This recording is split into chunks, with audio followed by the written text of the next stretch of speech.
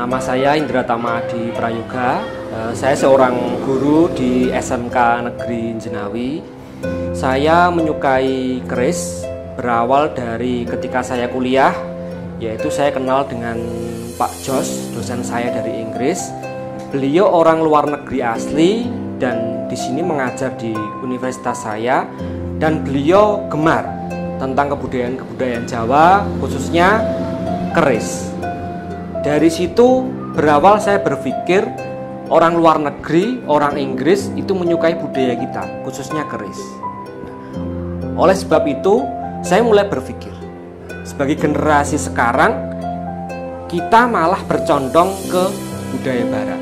Kita malah meninggalkan kearifan-kearifan lokal dari peninggalan-peninggalan leluhur kita, khususnya senjata tradisional keris. Keris sendiri berbahan dari besi. Besinya ini terdiri dari dua bahan besi. Yang pertama besi dari bumi, unsur bumi. Yang kedua adalah besi yang berasal dari angkasa, atau biasanya para empu itu menyebut sebagai meteoroid. Itu merupakan dua perpaduan besi yang kemudian para empu zaman dahulu itu mengolah dengan teknologi yang sudah sangat canggih, menempa beribu-ribu kali, dan akhirnya jadilah sebuah mahakarya yang bernilai adiluhung tinggi yang disebut keris. Keris sendiri pada zaman dahulu tidak hanya digunakan menjadi senjata tikam atau senjata berperang. Namun pada dasarnya keris digunakan sebagai simbolisasi, sebagai filosofi-filosofi untuk mengajarkan nilai-nilai kehidupan, nilai-nilai keluhuran, dan nilai-nilai kesederhanaan dalam kehidupan manusia itu sendiri. Secara garis besar, keris dibedakan menjadi dua, yaitu keris lurus atau orang Jawa menyebutnya keris bener. Kemudian jenis yang kedua adalah keris yang mempunyai bentuk berkelok-kelok, atau biasa orang menyebutnya keris low.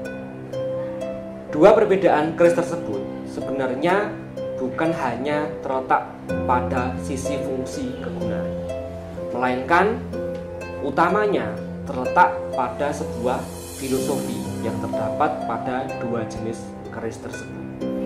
Keris lurus atau orang Jawa menyebutnya dapur bener atau dapur jalak, itu melambangkan kesungguhan dalam kita menembak, melambangkan sebuah garis imajiner dari atas ke bawah.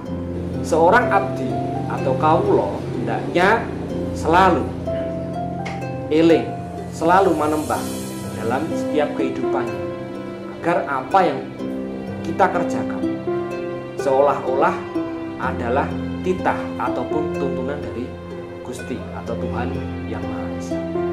Kemudian yang kedua, perbedaannya adalah pada bentuk lok atau kelok. Kemudian yang saya pegang ini adalah keris lok 3. Keris jumlahnya loknya selalu ganjil.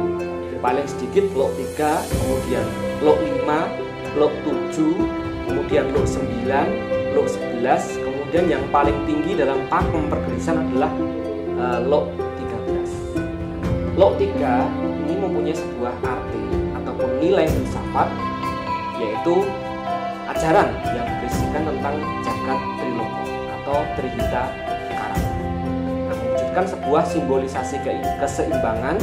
Yang pertama adalah hubungan kita dengan alam semesta. Seorang kita atau kaulo hendaknya selalu menjaga hubungan baik, merawat alam, merawat tumbuhan, merawat air, sehingga bisa kita wariskan kepada anak cucu kita. Kemudian simbolisasi yang kedua adalah hubungan kita dengan sesama manusia.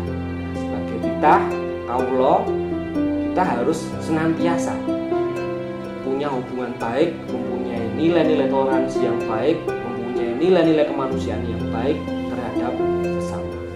Kemudian arti yang ketiga adalah hubungan kita dengan yang di atas.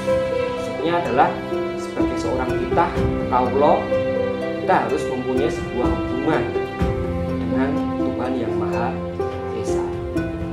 Mari kita sebagai generasi muda hendaknya ikut merawat, ikut melestarikan keris yang sekarang ini sudah diakui oleh dunia melalui UNESCO.